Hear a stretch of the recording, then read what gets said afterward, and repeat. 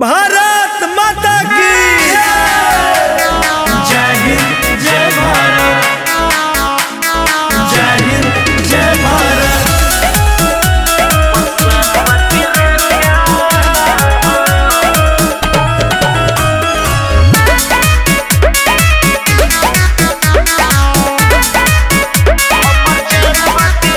हमर जानवा तिरंगा हो, हमर शानवा तिरंगा हो। भारत माता की हमर जानवा तिरंगा हो, हमर शानवा तिरंगा हो।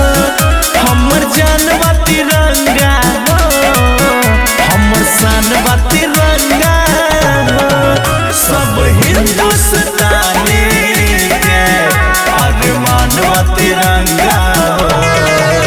हमर जानवा तिरंगा हो, हमर शानवा तिरंगा हो। हमर जानवा तिरंगा हो, हमर शानवा तिरंगा हो। जय हिंद जय भारत, जय हिंद जय भारत। भारत माता की जन जन गुंजे इनकलाब के नारा, हिंदू मुस्लिम या सिख ईसारा।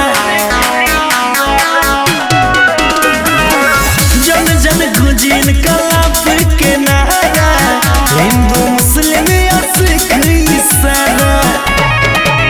भारत के मिट्टी के पहचानवा तिरंगा हो। हमर जानवा तिरंगा हो, हमर शानवा तिरंगा हो। हमर जानवा तिरंगा हो, हमर शानवा तिरंगा हो। जय हिंद जय भारत, जय हिंद जय भारत। भारत माता की करती है सोने की चिड़िया बसेरा, वही है भारत देश ये मेरा। करती है सोने की चिड़िया बसेरा, वही है भारत देश ये मेरा।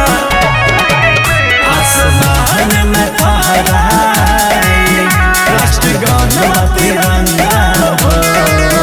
हमर जानवा तिरंगा हो, हमर शानवा तिरंगा